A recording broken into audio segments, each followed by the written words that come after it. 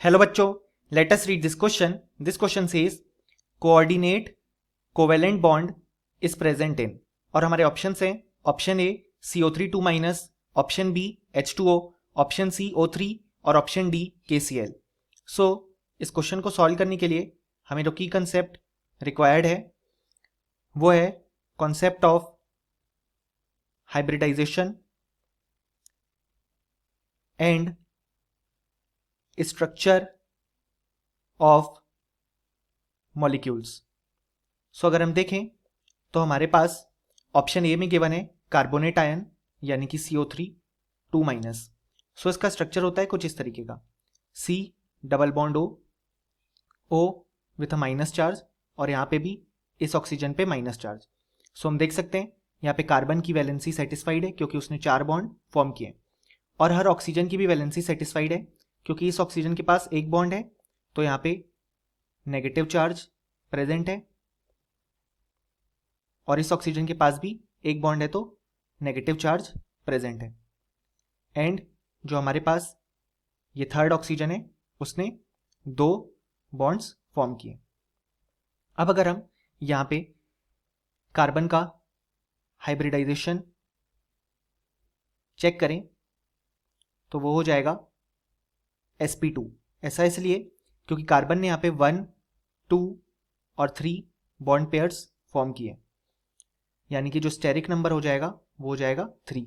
सो hybridisation है sp2, यानी कि इसके लिए जो बॉन्ड एंगल आएगा वो आएगा 120 डिग्री. और हम देख सकते हैं यहाँ पे सारे जो बॉन्ड्स हैं वो कोवेलेंट बॉन्ड्स प्रेजेंट हैं क्योंकि कार्बन ने कोई भी इलेक्ट्रॉन डोनेट नहीं किए, सारे शेयर किए. और हम देख सकते हैं कि इस कंपाउंड में हमें कॉन्जुगेशन भी दिख रहा है. कॉन्जुगेशन इन द सेंस कि minus charge, then single bond, then double bond. So इसके कारण इस कंपाउंड में रेजोनेंस भी शो होगा. बट हमसे क्वेश्चन में पूछा गया है कि कोऑर्डिनेट कोवेलेंट बॉन्ड किस में प्रेजेंट है, तो यहाँ पे कोऑर्डिनेट कोवेलेंट बॉन्ड प्रेजेंट नहीं है. सो हमारा जो ऑप्शन ए है वो इनकरेक्ट हो जाएगा. अब अगर हम हमारा ऑप्शन बी चेक करें तो वो है H2O. H2O का स्ट्रक्चर कुछ इस तरीके का होता है, O, H और H, और यहाँ पे ऑक्सीजन के पास 2 लोन पेयर प्रेजेंट होते हैं. सो हम देख सकते हैं ऑक्सीजन का ऑक्टेट कंप्लीट है और हाइड्रोजन का ड्यूप्लेट कंप्लीट है. सो यहाँ पे अगर हम ऑक्सीजन का हाइब्रिडाइजेशन चेक करें तो वो हो जाएगा, हम देख सकते हैं यहाँ पे 2 बॉन्ड पेयर प्रेजेंट हैं और ऑक्सीजन के पास 2 लोन पेयर प्रेजेंट है, यानी कि अगर हम हाइब्रिडाइजेशन के लिए स्टेरिक नंबर लिखें तो वो हो जाएगा 2 + 2 4, यानी कि जो हाइब्रिडाइजेशन है वो sp3. सो इसकी जो ज्योमेट्री होनी चाहिए थी वो होनी चाहिए थी टेट्राहेड्रल, और एक्सपेक्टेड बॉन्ड एंगल जो था वो था 109.5 डिग्री. लेकिन हम देख सकते हैं कि यहाँ पे लोन पेयर रिपल्शन के कारण जो बॉन्ड एंगल आता है वो आता है 104.5 डिग्री, क्योंकि यहाँ पे 2 लोन पेयर प्रेजेंट है जिनका आपस में रिपल्शन होगा और लोन पेयर का बॉन्ड पेयर के साथ भी रिपल्शन होगा.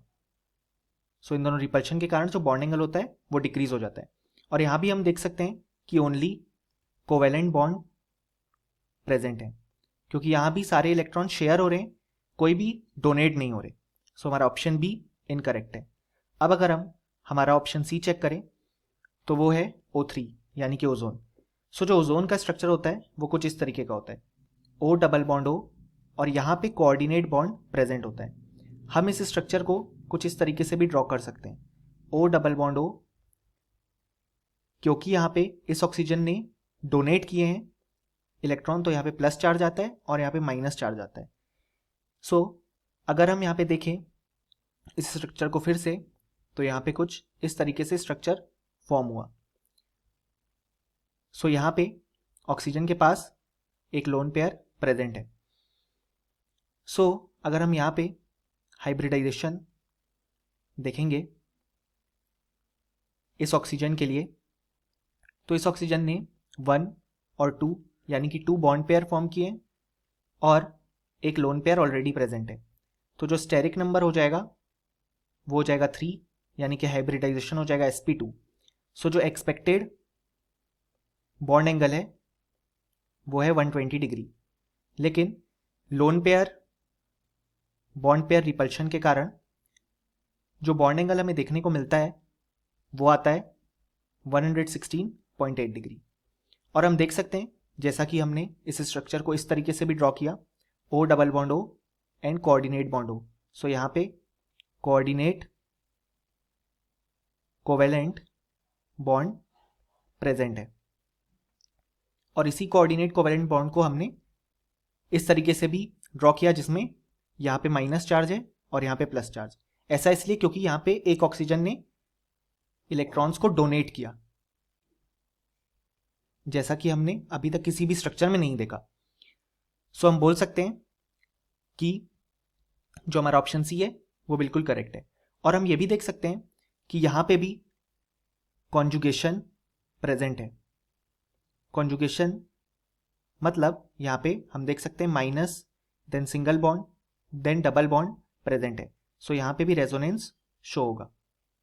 अब अगर हम हमारा आखिरी ऑप्शन डी चेक करें तो वो है KCl। सो हम जानते हैं KCl एक आयोनिक कंपाउंड है, यानी कि ये अपने आयंस में ब्रेक होगा K+ एंड Cl-।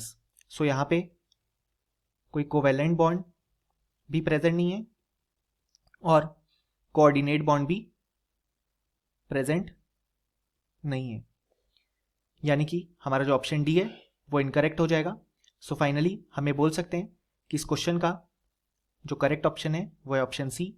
और हम ये लिख भी सकते हैं कि इस क्वेश्चन का जो करेक्ट आंसर है वो है option C. Hope you understood it well. Best of luck.